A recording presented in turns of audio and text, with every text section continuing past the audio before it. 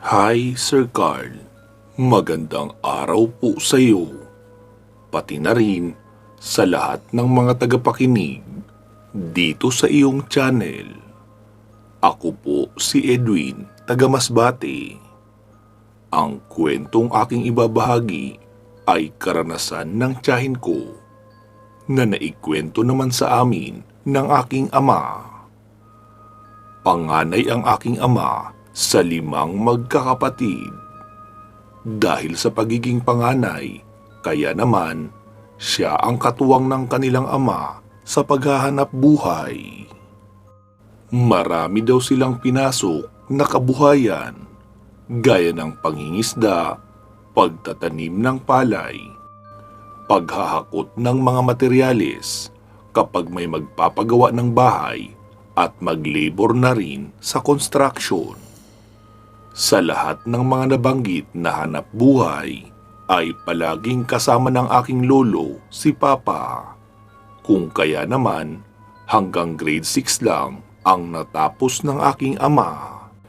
Pero ang mga nakababata niyang kapatid ay nakapagtapos lahat ng high school at meron pang ang nakapagkolehiyo dahil natulungan ng kanilang tiyahin. Isa nga sa napaaral ng kanilang tiyahin ay ang bunso nilang si Tia Benny o Benita sa totoong pangalan. Pero hanggang second year college lang iyon dahil nabuntis ng kasintahan na ni Anino ay hindi daw nila nakita o nakilala. Pagka-uwi nga ni Tita Benny sa kanila ay sininturon daw iyon ng kanilang ama dahil sa galit nito. Mabuti na lang din at hindi nakunan. Dahil sa kahihiyan, kaya halos hindi lumabas ng bahay si Tita Benny. Pero dahil sa maganda, matangkad at maputi, kung kaya naman, kahit pa alam na nagdadalang tao iyon, ay meron pa ring mga nanliligaw. Pero siyempre, karamihan ay iyong mga matatawag na reject sa lugar namin. Mga lasinggero o di kaya mga tambay. Sa kabutihang palad ay meron din namang isang nanligaw na anak ng isang magsasaka. Siya si Tito Ramil. Binata naman iyon at isang mabait at masipag na lalaki. Itinira noon si Tita Benny sa kubo nila sa kanilang lupain. Kahit papaano ay natuwa na rin sila lolo dahil tila naisalba ang dangal at kahihiyan ni Tita Benny dahil kay Tito Ramil. Pinakasalan din naman kasi ito. Noong nagsasama na sina Tito Ramil at Tita Benny ay madalas ding mag-isa sa bahay si Tita. Kasi nangingisda si Tito Ramil kapag gabi. Tapos sa umaga naman ay nasa bukid. Sadyang masipag talaga iyon na halos walang pahinga sa buong linggo. Isang gabi daw noon, habang naghahapunan sila Papa, ay narinig nilang nagsisisigaw mula sa labas si Tita Benny na humihingi ng tulong. Meron daw kasing humahabol na matanda sa kanya. Kaya mabilis na naglabasan mula sa bahay sila Papa at Lolo. Inilawan nila ng sulo ang paligid pero wala namang taong nakita na nakasunod kay Tita. Pagkapasok ni Tita sa bahay ay umiiyak iyon sa takot at hingal na hingal. Ayon pa daw sa kwento ni Tita Benny, bandang alas 4 lang daw noon ng hapon nang umalis si Tito Ramil para magtungo sa dagat. Pagkaalis lang daw nito ay may isang matandang babae ang biglang lumitaw sa harapan ng kanilang bakuran. Manghihingi daw iyon ng baga kasi magpapaninga siya sa bahay nila. Ipinagtaka ni Tita iyon dahil hindi niya kilala ang matanda at kahit bigyan niya iyon ng baga ay siguradong mamamatay na rin ang baga bago pa makarating sa kung saan man iyon nakatira dahil wala namang malapit na bahay doon sa kanilang kinalalagyan. Mas makatotohanan pa nga kung kapitbahay mo ang hihingi ng baga. Kaya agad nakapag-isip si tita na may hindi normal sa sitwasyong iyon at pinagdudahan niya na rin ang matanda. Sinabi niya na lang daw na wala silang baga kasi tanghali pa nang huli silang nagpaningas ng nagluto. Sabi naman daw ng matanda na hihingi na lang siya ng tubig. Habang nagsasalita ang matanda ay nakatingin iyon sa tiyan ni Tita Benny na noon ay nasa pang-4 na buwan na. Dahan-dahan ding itinali ni tita ang tarangkahan ng bakuran dahil baka bigla na lang siyang pasukin, mag-isa pa naman siya doon. Nang bigla raw ipasok ng matanda ang kamay noon sa pagitan ng gate na kahoy para abutin ang kanyang tiyan. Mabuti na lang at mabilis siyang nakaatras kaya hindi siya noon naabot. Sinabi niya raw sa matanda na umalis na dahil wala siyang maibibigay dito. Tumingin daw sa kanya ang matanda habang nakangisi at nanggigilid ang laway sa labi nito na animoy takam na takam. Dali-dali na raw noong pumasok sa bahay nila si tita. Agad siyang nagsarado ng mga bintana tapos sinilip niya ang butas kung naroon pa ba ang matanda. Nakita niyang paikot-ikot iyon sa bakuran na tila naghahanap ng mapapasukan. Inihanda raw ni tita ang itak dahil baka makapasok nga iyon at atakihin siya. Noong malapit ng dumilim ay muli siyang sumilip sa labas upang tignan kung naroon pa ba ang matanda, pero wala na raw. Naisip niyang aswang iyon at mas lalo siyang magiging delikado kapag tuluyan na talagang dumilim. Kaya dali-dali na siyang nagsapaw ng itim na damit, kumuha ng asin at itak tapos lumabas na ng bahay. Sasamantalahin niya raw ang kaunting liwanag para makarating kina lolo. Habang naglalakad daw siya, ay may naririnig siya na panay ang bulong sa likuran.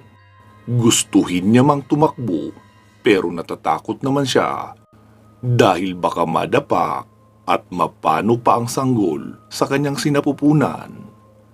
Ang ginawa niya raw ay panay na lang ang wasiwas niya sa likuran noong itak at nagsasaboy rin paunti-unti ng asin tuwing maririnig niyang nasa malapit ang tunog ng mga yabag. Hanggang sa nakarating na nga siya sa bahay nila lolo. Sabi ni lolo sa kanya na sa susunod na mga araw, kung mangingisda si Tito Ramil ay padaanin sa bahay para papupuntahin niya muna si Papa sa bahay nila para meron siyang makasama. Noong maghahating gabi na nga, ay nangatok na si Tito Ramil sa bahay at tinatanong kung naroon ba si tita. Inihatid na rin daw noon ni Papa at Lolo sina Tito Ramil at Tita Benny papauwi ng bahay nila. Dahil alanganin na masyado ang oras, baka matambangan pa sila ng aswang sa daan. Noong mga sumunod nga na gabi, ay kung hindi si Papa ang pumupunta sa bahay nila, si Tita naman ang ihahatid sa bahay nila Lolo bago magtungo si Tito Ramil sa dagat. Isang gabi noon, naroon si Papa sa bahay nila Tita para magbantay. Pasado 10:00 ay nakauwi na rin agad si Tito galing sa pamimingwit. Marami daw itong huli kaya agad na rin umuwi noong sa tingin niya ay sapat na ang huli para maipang-ulam sa susunod na 2 araw. Binigyan din daw noon ng isda si Papa kaya umuwi na rin siya agad. Pero may hindi inaasahang nangyari. Noong papauwi na si Papa, ay may nasalubong siyang isang itim na aso. Kaya agad niyang hinugot ang kanyang itak at iginuhit sa lupa. Pero laking pagtataka niya dahil hindi siya noon inatake. Lumiko iyon sa tabi at nawala.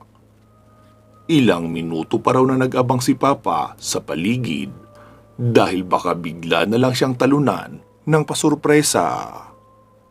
Pero wala raw talaga. Kahit kakaibang pakiramdam ay wala na rin. Kaya nagtuloy na lang siya sa pag-uwi sa bahay nila. Hindi raw alam ni Papa kung bakit para siyang nababalisa at naiisip iyong malaking itim na aso. Alam niya raw na isa iyong aswang dahil hindi pangkaraniwan ang katangian noon gaya ng malaki, itim na itim ang mga balahibo tapos nagbabaga pa ang mga mata. Madaling araw na nga daw noon nakatulog si Papa. Kinaumagahan, inutusan siya ni Lolo na maghatid ng prutas at gulay kina tita. Kaya matapos lang makapagkape ay umalis na rin siya agad. Hindi rin kasi bababa sa 15 minutos na paglalakad ang distansya mula kina Lolo papunta sa bahay nila tita. Pagkarating daw ni Papa sa harapan pa lang ng bakuran ay nakita niyang nakabukas ang pintuan noon. Bukas din ang pintuan ng bahay pero sarado pa ang bintana. Tapos nagkalat ang dugo sa harapan ng bahay.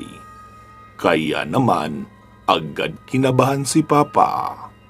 Hinugot niya na agad ang itak sa tagiliran dahil baka naroon pa raw sa loob ang salarin. Pagkapasok niya sa bahay ay nakita niyang nasa lupa si Tito Ramil. Duguan ito at wala ng buhay. Halos hindi mabilang ang kalmot noon, maging sa likod o sa harapan ng katawan, pati na sa mukha. Kinabahan daw agad si Papa noong maisip kung papaano na kaya si Tita Benny. Nasaan na iyon? Kaya agad siyang umakyat sa taas ng bahay. Nakita niyang nakahandusay si Tita Benny at maraming dugo sa tiyan. Dali-dali niya iyong nilapitan. Noong hawakan niya ang gilid ng leeg, ay naramdaman niyang meron pa iyong pulso. Kaya ang ginawa niya ay kumuha ng isang kumot at ibinalot iyon kay tita, saka pinasan papauwi ng kanilang bahay. Malayo pa lang ay nakita na siya agad nila Lolo. Sinabi ni Papa na mukhang inatake daw sila tita ng isang napakabangis na aswang. Isinakay nila si tita sa kalabaw at ibinaba sa bayan para madala sa ospital. Sa awa naman ng puong may kapal ay nakaligtas sa bingit ng kamatayan si tita. Sinalinan iyon ng dugo dahil sobrang daming dugo rin ang nawala sa kanya. Halos 1 linggo din iyon na walang malay. At ayon pa sa doktor, wala na raw laman ang tiyan ni tita na sanggol. Mukhang tinusok ng isang kahoy ang tiyan para makuha ang sanggol sa loob. Dahil base sa itsura ng sugat ay parang nawakwak iyon. Isang himala nga araw na nabuhay pa si Tita Benny. Dahil sa kaganapan na iyon ay nagtanim ng galit si Lolo sa mga aswang. Naghanap siya ng mabibilhan ng buntot pagi sa mga mangingisda. Tapos nagpagawa rin siya ng tansong punyal sa isang panday. Madalas nga raw si Lolo tumambay sa labas ng bahay kapag gabi at naghahamon ng away sa mga aswang habang nagpapanggap na lasing. Pero tuwing ganun si Lolo ay nakahanda sa tagiliran ang punyal pati na ang buntot pagi. Desidido raw talaga si Lolo na ipaghiganti si Tita Benny. 2 taon ang lumipas at meron na uling nanliligaw kay Tita Benny. Kahit nagdadalamhati pa sa pagkawala ng kanyang asawa, ay pinayuhan daw iyon ni Lola na bata pa ito at kailangan magpatuloy ang buhay. Pwede rin namang magsimula ng bago. Dumating nga ang araw na muling nakapag-asawa si Tita Benny. Dahil sa kasal si Tita Benny sa namatay niyang asawang si Tito Ramil, kaya sa kanya na rin nga napunta ang lupain na kanilang tinitirhan. Wala naman ding mga kapatid iyong si Tito Ramil, kaya doon na rin sila uli nanirahan nang naging bago niyang asawa na si Tito Fredo. Halos walang pinagkaiba si Tito Fredo kay Tito Ramil. Napakabait at responsableng tao rin. Masasabi nga raw na swerte sa nagiging asawa si tita, pero sadya lang talagang mapagbiro ang tadhana sa kanya. Ang buong akala daw nila ay magiging happily ever after na ang buhay ni Tita Benny, lalo na noong nabuntis siyang muli, kaya talagang ingat na ingat daw sila. Halos araw-araw ay dumadaan si Tito Fredo sa bahay nila Lolo kapag bumababa daw iyon ng bayan. Madalas din naiiwan si tita sa bahay nila Lolo para hindi na maulit ang nangyari noong nakaraan. Isang araw noon, bandang 3:00 ng hapon, galing sa bayan si Tito Fredo. Sinundo niya na si Tita Benny para sabay na silang umuwi. May kasamang isang lalaki si Tito Fredo. Ipinakilala pang araw kay Lola. Wala kasi noon si Lolo at si Papa sa bahay. Mag-iinuman daw yata, kaya niya pinasama ang kanyang kaibigan. Kinabukasan, sabi ni Lolo na bakit parang hindi siya mapakali. Lasing kasi si Lolo noong umuwi noong nakaraang araw, kaya naman nakatulog na agad pagkarating ng bahay. Noong nagising na nga ng umaga ay sinabi noon na kinakabahan daw siya at si Tita Benny ang kanyang naiisip. Kaya sinabi ni Lola na bakit hindi nila puntahan ni Papa para makasigurong maayos ang lagay noon. Kaya tinawag na ni Lolo si Papa at nagtungo na sila sa bahay ni Tita Benny. Doon na nga nila naabutan ang isang kalunos-lunos na sinapit ni Tita Benny at ng asawa niyang si Tito Fredo. Pareho iyong naliligo sa sariling dugo. Si tita naman ay wakwak ang tiyan at mukhang hindi lang ang sanggol ang kinuha, kundi maging ang mga laman loob ay kinuha din. Halos mabaliw daw noon si Lolo sa nangyari sa kanyang bunsong anak. Ilang buwan rin na halos gabi-gabing lasing si Lolo at nagwawala. Tapos nagsisisigaw na hinahamon ang mga aswang. Pero kahit minsan ay walang nagpakita dito. Hanggang dito na lang ang kwento kong ito, Sir Carl. Wala rin silang naging ideya kung sino ang bumiktima kina Tito Fredo at Tita Benny. Sana ay mai-air nyo ang kwentong ito. More power po sa channel mo, sir. Gumagalang, Edwin. Mag-iingat po kayo palagi at hanggang sa muli.